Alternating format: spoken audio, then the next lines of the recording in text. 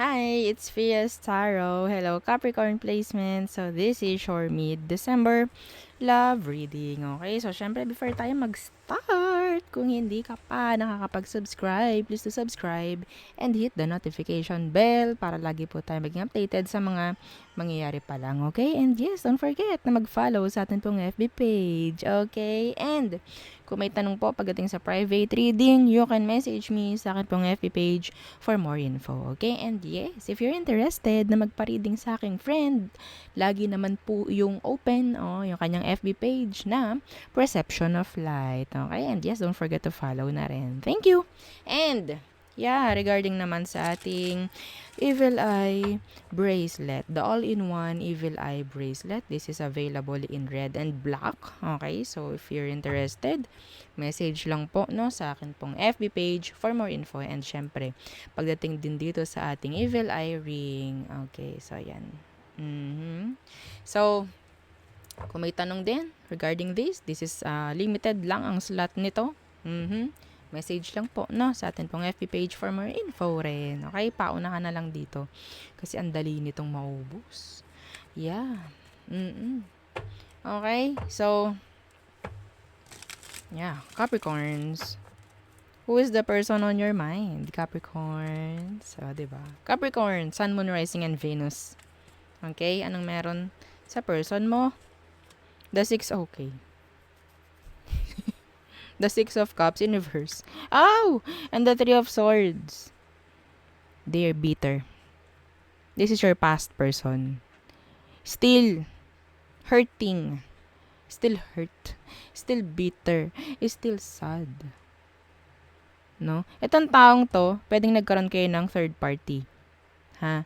Pwedeng maraming ginawa sa iyo itong taong to na hindi maganda sa past. Ayun ang pinaka-specific pagdating sa kanya. Pwedeng water, pwedeng air. Okay? Yeah, lahat nakita mo. Lahat ng hindi maganda. Nakita mo sa taong to. Sinaktan ka nito ng malala, Capricorn. Malala sa malala. No? Okay? Anong meron sa sitwasyon nyo? Okay, ano bang meron sa sitwasyon nyo ngayon? The Emperor. Okay. And the Four of Coins. Someone is nagtatago ng totoong emosyon. Okay? Because of the ego. Pwedeng may ego. Oo. Pwedeng malaki yung ego ng taong to or ikaw rin. Taguan ng feelings. Taguan, oo. Like, okay, I need to parang closed off, sa taong ito para mas maging okay ako. Parang ganyan. Yeah. The Two of Swords, the Two of Cups. You're avoiding a relationship or a connection sa taong ito. Okay, so pasensya na po ha. Maubo. Okay. So, ano ba ang totoo niyang emosyon sa'yo? Tingnan natin. Kasi they still, hurt. They're still bitter. Ano bang emosyon niya pagdating sa'yo? Capricorn. The Three of Cups in reverse. Yeah, may third party talaga dito, Capricorn.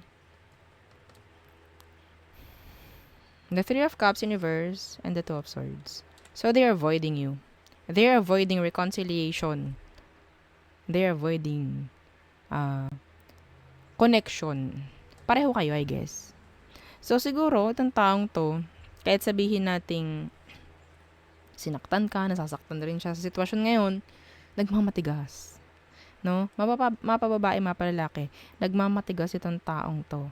And they're avoiding a reconciliation with you. They're avoiding friendship with you. In general, they're avoiding connection with you. No? The Wheel of Fortune is in the reverse. Why? Bitter itong taong to. Hindi pa rin to nakaka-move on. Meron pa rin kayong unfinished business. Ito ang hindi mo nakikita, kaya nasa ilalim. Kaya ganito ang mga pinagagawa niya.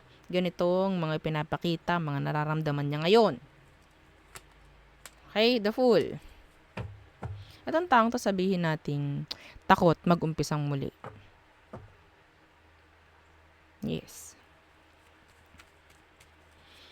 Next action, pagdating sa'yo, Capricorns. The Ten of Wands in reverse, so they're dropping you. And the Three of Wands, okay. The World in reverse, hindi pa rin kayo tapos nito. I think this is a karmic connection. This is a karmic connection. World in reverse, death. This needs end. Pero hindi matapos-tapos. Itong taong to sabihin natin, pwedeng fire sign, pwedeng Aries. Okay? Itong taong to, they're dropping you. Okay? They're like surrendering. Ayaw nila ng parang mabigat na sitwasyon. Okay? I don't know kung may third party nga talaga, no? Pero ang lakas ng third party dito. If ikaw may third party ka or ikaw ang meron kang karelasyon and sila ang third party, hindi nila kaya yung ganong sitwasyon. Hindi nila kayang mapunta sa isang third party relationship, Capricorns. I'm sorry. Okay? Sabihin man natin na, kunyari, ikaw, wala ka namang someone. Pero, kunyari, ikaw is may anak, may mga responsibilities ka, hindi niya kayang maging, parte, no, ng sitwasyon mo. So, that is why they're hurt. No? They hurt. They are hurt. They're in pain. This person wants you pa rin. Hindi nila itong mararamdaman ng wala lang. I guess nilet go ka nito. Dahil yun ang kailangan.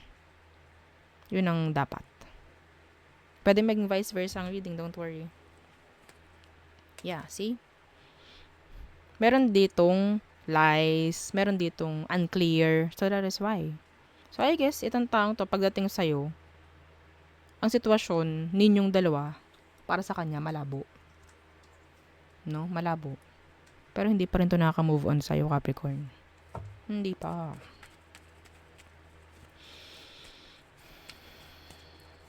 Advice.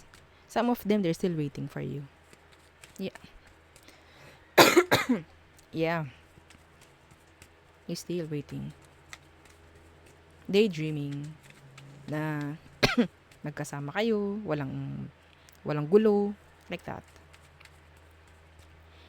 Advice for Capricorns.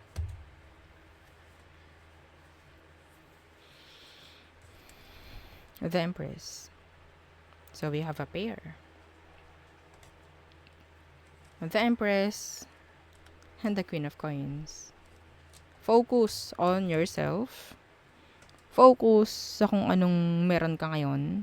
Hindi mo na rin naman dapat problemahin itong taong to dahil may separation naman na. Okay?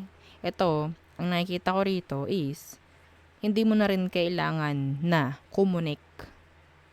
Okay? Hindi mo responsibility itong taong to. Kahit sabihin natin i-kumunik ka noon sa kanya, nakadepende na sa kanya kung uusad siya or what. Ikaw, nakikita ko, pwedeng marami ng pagbabago na nangyayari sa buhay mo ngayon. Okay?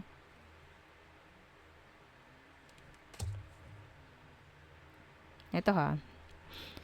Kung kayo mag-asawa nito. Okay? Kung kayo ang mag-asawa nito.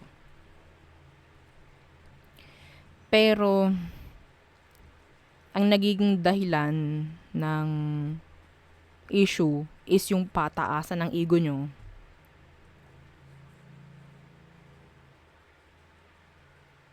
Walang mangyayari. Okay? Kung pataasan ng ihi ito, pataasan ng ego, no? Nagsasakitan lang kayong pareho. Kung walang magbababa ng pride dito.